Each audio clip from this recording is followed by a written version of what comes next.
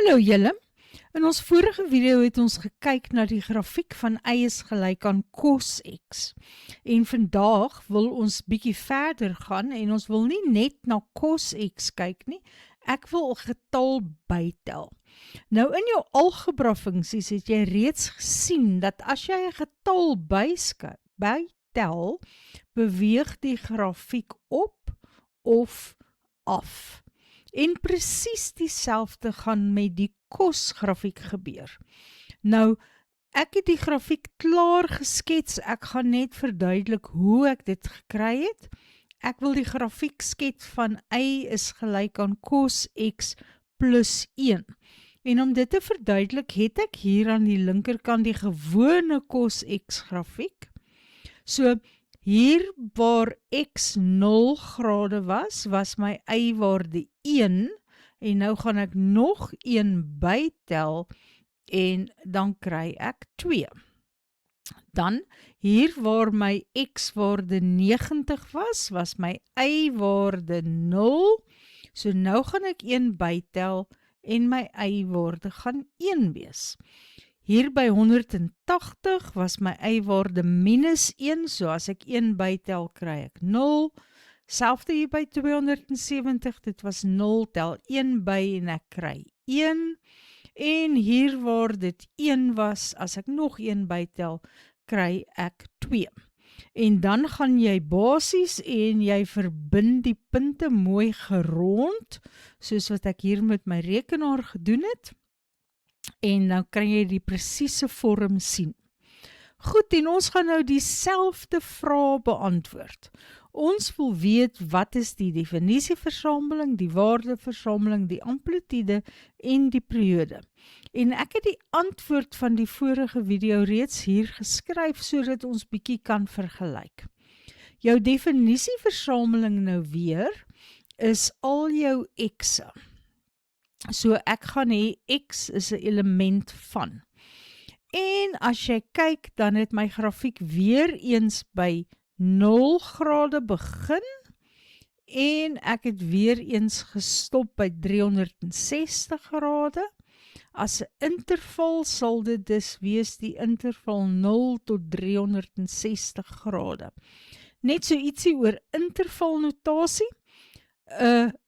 Vierkantige hakie soos die een, beteken mos die 0 grade is ingesluit. En ja, ek het begin en by 0 grade is die waarde 2. En net so beteken die vierkantige hakie by 360 grade ook dat 360 grade ingesluit is. Nou ja, kom ons kyk na die waardeversameling. En die waardeversameling is die y-waardes. En as jy intervalnotasie gaan gebruik, kyk jy altyd wat is die kleinste y-waarde. En ons kan sien, dit is hierdie punt, hy het die kleinste y-waarde en die y-waarde daar is 0. Goed, en weer eens 'n vierkantige hakie, want ons het 'n punt waarvoor y gelyk aan 0 is. En dan gaan ek na die grootste y-waarde toe, wat nou 2 is. So my grootste y-waarde is 2, en daardie interval beteken letterlik al die y-waardes tussen 0 en 2 is ingesluit. So ons het van ons kleinste tot ons grootste, al die y-waardes tussenin is ingesluit. Goed, dan het ons amplitude. Nou amplitude is die afstand vanaf die middel. So waar is die middel van hierdie grafiek nou? Dit is hier. Alles het 1 opgeskuif. Onthou jy by ons aanvanklike grafiek het ons gesê die middel is op die x-as, maar alles het 1 opgeskuif, so die middel het ook 1 opgeskuif. So hier van die middel af, wat nou by y gelyk aan 1 is my afstand op net 1 eenheid, en my afstand af is ook net 1 eenheid. En ek wil hê jy moet sien dat die koëffisiënt van cos x nog steeds 1 is, so my amplitude is 1. My periode is nou weer die tyd wat die grafiek vat voordat dit herhaal.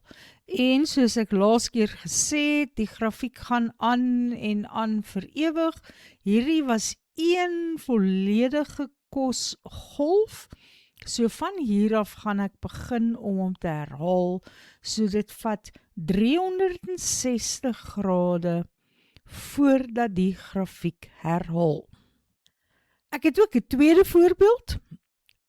Ons is nog steeds besig om te kyk na die grafiek van y is gelyk aan cos x plus q, waar q 'n getalletjie is. En in die vorige een was ons plus 1, toe het ons opbeweeg met 1.